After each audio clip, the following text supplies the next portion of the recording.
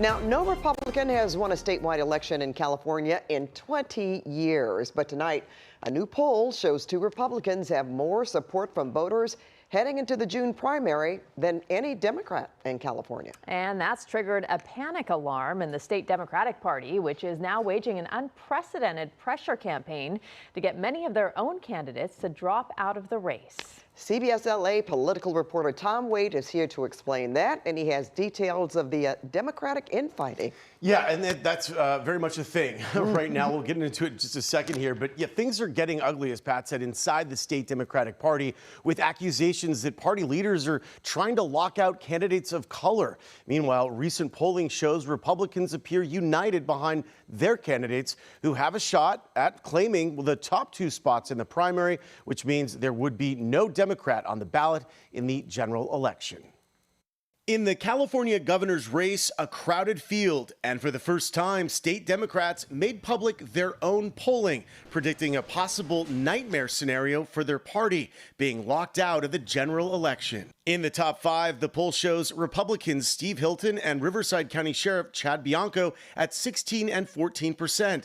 Democrats, Congressman Eric Swalwell, Katie Porter, and Tom Steyer all coming in at 10%. 24% are undecided. These results confirm the possibility, albeit a low one, the possibility of Democrats being locked out of the general election. Democrats could be locked out because in California's primary system, only the top two vote getters in the June 2nd primary go on to compete in the November general election.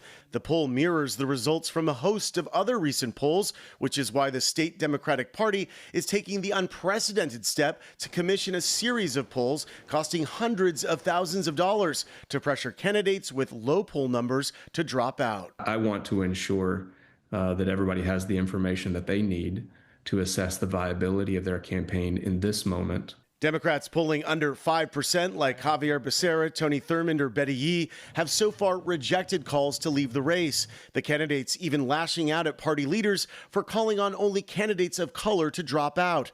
Tensions exploded even further this week when USC canceled a scheduled debate because of accusations of discrimination, as only higher polling and fundraising white candidates were invited to participate.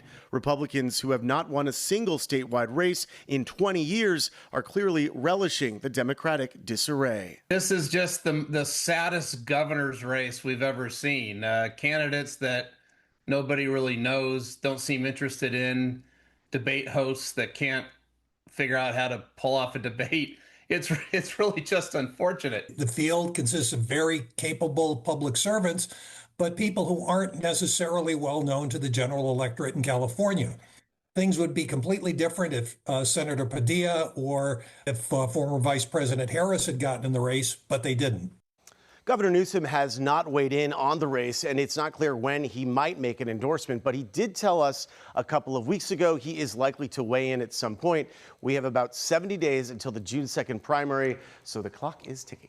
Well, hopefully they'll make some changes in the next couple of weeks. Hopefully we'll see. Yeah, but the Democrats, just to see, it'll be interesting to see as they do have debates what comes out of them. Yeah, we'll see what happens. Thanks, Tom. Thank you.